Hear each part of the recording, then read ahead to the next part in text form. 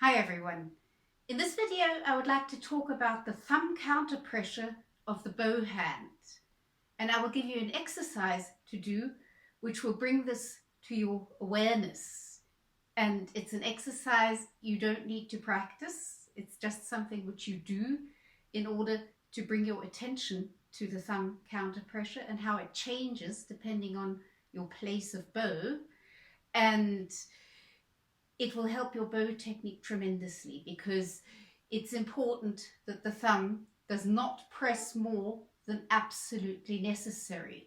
We need our fingers and thumb to be mobile. They have to be able to move, and we don't want any more thumb counter pressure than absolutely necessary. So we're going to start by placing the bow on the A string right at the extreme frog.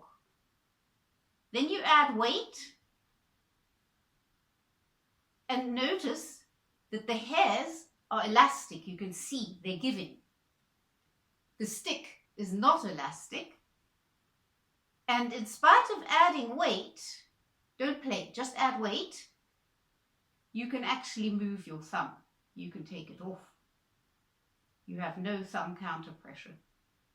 Your thumb can be completely relaxed. You can move it. If you place your bow a couple of centimeters further away from the frog and you do the same thing, you're adding weight again. Hairs are still very elastic. You can see the stick is not elastic. It's a little more elastic than it was right at the extreme frog. But you will notice you can't take your thumb off anymore. Your thumb has to have contact. You have a very, very, very little bit of thumb counter pressure here already. Not much, just a little bit. Notice the difference. Place your bow back at the extreme frog, add weight, and you can move your thumb. Don't need your thumb. Just a few centimeters away from the frog, you will notice you need contact with the thumb. Then you place it further away. Now you notice the stick is more elastic, hairs are less elastic, and as soon as you add weight, you can bring the stick all the way down to the hairs. As soon as you add weight, you will notice you have a little bit of thumb counter pressure. Then you move a little further up. Now you're about in the middle. Bring the stick down by adding weight. You go all the way down to the hairs. Notice how the stick is much more elastic and your hairs are not that elastic anymore. They are not giving so much. They're much less elastic. And as you add the weight, feel that you need more thumb counter pressure. You move up again. Now you're getting quite close to the tip. Bring the stick down by adding weight. Notice the stick is more elastic. Hairs are much less elastic. And as you add the weight, notice how you need more thumb counter pressure. Then you move up again. Now you're nearly at the tip. Add weight. Notice stick is elastic. The hairs are hardly elastic at all. And when you add the weight, you need quite a lot of thumb counter pressure. Then you go to the tip. Add weight, bring the stick down. Notice the stick is elastic. The hairs are not elastic at all. And as you add weight, notice you need a lot of thumb counter pressure. Your thumb is really working hard now. Then you move back. Bring the stick down. Notice already you can tell that the hairs are becoming a little more elastic, and feel that you already need less thumb counter pressure. You move down again. Stick is elastic. Hairs are becoming more elastic, and as you add the weight, notice you need less thumb counter pressure. And you move down again. Now you're just below the middle. Bring the stick down by adding weight. Notice your hairs are clearly more elastic. stick is less elastic and you need much less thumb counter pressure. You move down again, add weight. Now you can start seeing that the hairs are elastic.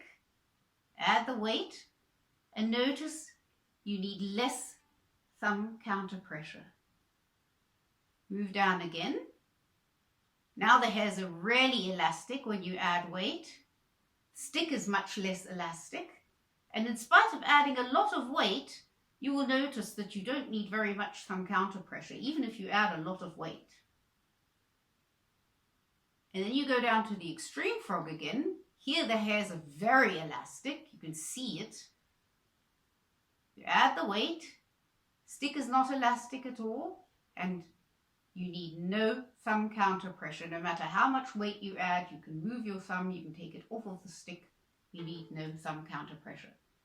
So this is absolutely fascinating because this tells us we need less thumb counter pressure in the lower half and we need more thumb counter pressure in the upper half. This means when we're playing in the lower half, our thumb can be very, very relaxed because it doesn't need much thumb counter pressure.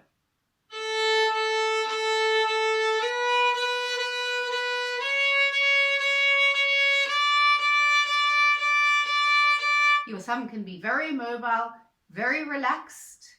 If you do the same exercise at the tip,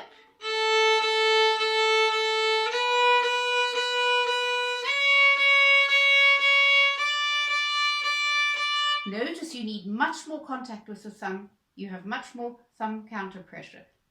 Then go down to the frog again.